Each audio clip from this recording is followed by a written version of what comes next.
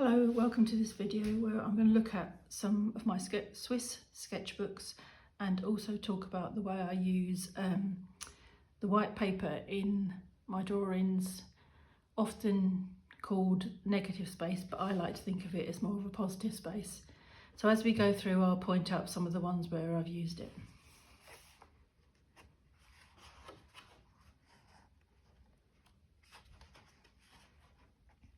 So this one here, you can see I was concentrating on the mountain landscape, but also there were cars in front here, which I didn't want to put in on this occasion. So I just used their outline as the sort of finish of the drawing. And that also gave me space in the bottom half to draw something else. That's another thing, it's quite nice if you have a landscape to do two, you can get two on a page of these sort of books if you do them one at the top and one at the bottom. This is another one where I used the sort of hillside. I misjudged this part, there was a whole piece here, but trying to use the actual, the weight of the paper to show that it was on a hillside. Here's one, again, similar to one before, where I was looking at and interested at the mountains and the landscape. This was all the town, the buildings, and I didn't really want to draw them. I was interested in the lake and the landscape behind. This is in summer.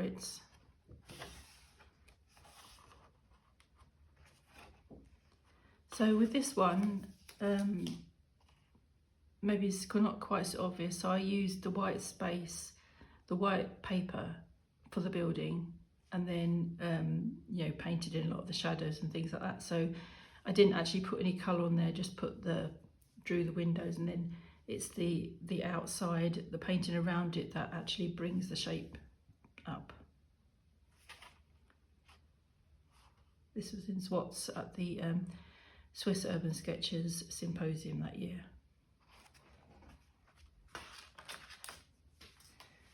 One of the things I'm not particularly keen on is doing skies on location, so often I look for that top line of the landscape. That will be where I finish things.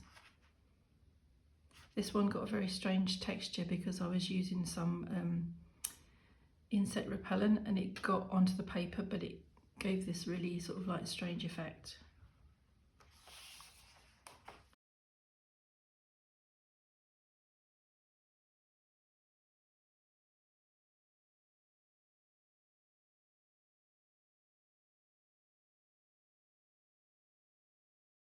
This was a path, and I didn't feel that it wasn't what I was concentrating on. I was concentrating on this bit of rocky little stream here and the bridge up here. They were the parts that sort of interested me. But then, because I left the path, I think it helps lead you in to the picture. Another part, so if we discount that, you can see I've just done part of the buildings that are in shadow and left the ones that aren't. And this is just a very linear part to describe there. These are some examples of in the workshop, and maybe this is quite a good one to show you, where you can, if you have like a strong shadow, you can, by just painting the shadow areas, you can already get some of the form coming up.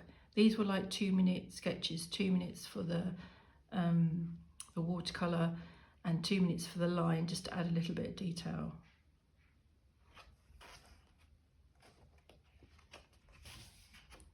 And some more of those here. And a bit of people drawing. This was another one where I was concentrating on the top half of the drawing and just had a little bit here. There's a Japanese concept called ma, which has been described variously as a pause in time, an interval or emptiness in space, silence between the sound, the respite between activity, and also the Japanese concept of negative space, which I only found out about this quite recently. And somehow I feel quite interested in that, because I think that's sometimes what I'm doing, because I'm trying to get balance between two different things on the page, so hopefully it makes it complete. And finally these last couple here, this was this very little building at the station. It seemed quite odd, so, and quite quirky, but then I just wanted to have a little bit of a line for the mountains. With this one, you can see there was a building at the end of this sort of like little road, but I was interested in that, so I didn't actually draw the buildings either side. I just left the outside shape of them, and then you're just looking through into the orangey building. Right, so I think that's that book.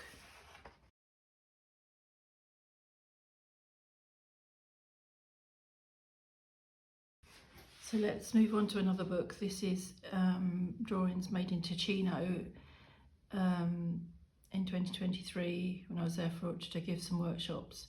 They're from places called Intrania, which is a little village in the mountains, and Locarno, which is a town near the lake. So I was experimenting a lot with gouache at this point. So this was by the lake, and the thing that interested me was these mountains and their lovely colours, quite heathery, and also the contrast of this tree here, which is very beautiful, sort of leaning over the water. I started to draw something in here in line, which I don't think worked. I think it's better just the top part of it, the horizon line. And then but I wasn't really interested in doing any more, so this was one where I actually deliberately stopped working and left it. That was what all I wanted to include in there. This one is slightly different. This is looking the other way by the lakeside, and the thing that interested me here was the colour of the buildings and the palm trees.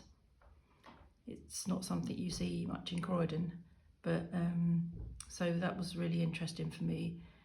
And I didn't deliberately stop this one, but I was sitting like on a curb up on the other side of the road, and I just got too tired of sitting there. I didn't have a proper sketching stool, so I really just went for the things that I thought were really important. Sometimes that's something that happens. It's not just the fact that you know it's enough, it's just when you run out of time or you have to go. So that's another reason why things, but I feel like this one, whereas the one before was finished, this one maybe is a bit unfinished still. That's a concept that's quite interesting to think about sometimes.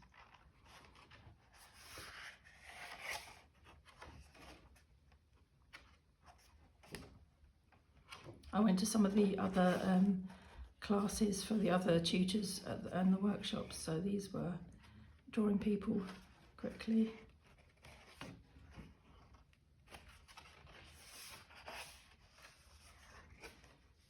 So this was another one back in Intrania, where there was this big hill and there was a road here. I can't remember quite what was here, but I was sitting at the bottom of it, and I just wanted to use the actual diagonal line. So just paint what was above it, and didn't really feel the need to draw what was in here.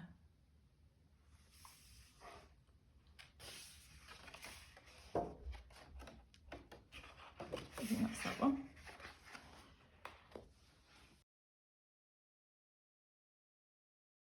So here's a third one. We're back into Tino, and I've been there a few times now, and it's a really lovely place. I'll put the details of who I did the workshops with, and it's Mario, and he sends out emails each year, so if you would like to find out more, I'll put the details below so you can sign up.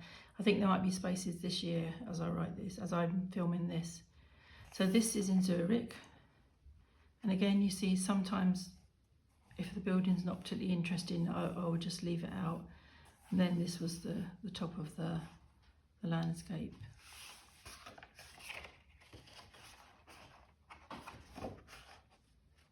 This was my view from my room.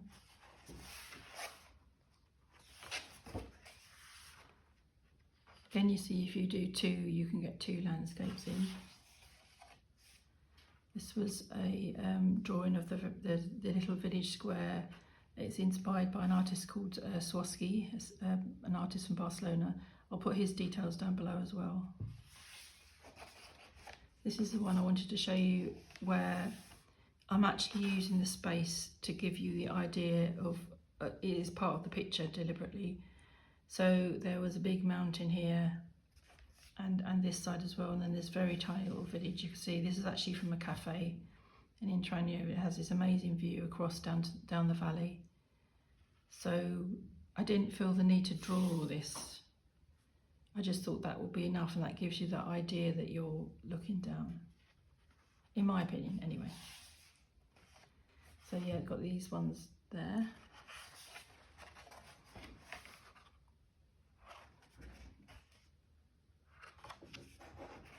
So the last one was the thing I wanted to show you was in this book, which goes back to the Japanese term. This is in London, this isn't in Switzerland, but the idea of the term ma, which, like I said, I've only just discovered recently, but I thought I really can respond to that, where I did this was in autumn, and I did this drawing of the beautiful park, beautiful Kyoto garden in Holland Park. But when I got to this part, I think that's enough for me. So I quite like the idea of it having the big space underneath, because it's very packed at the top here, and I think it has a nice sort of balance. Anyway, I hope you've enjoyed looking through those 3 books. Please let me know in the comments below if you have any questions, and hope to see you in the next video.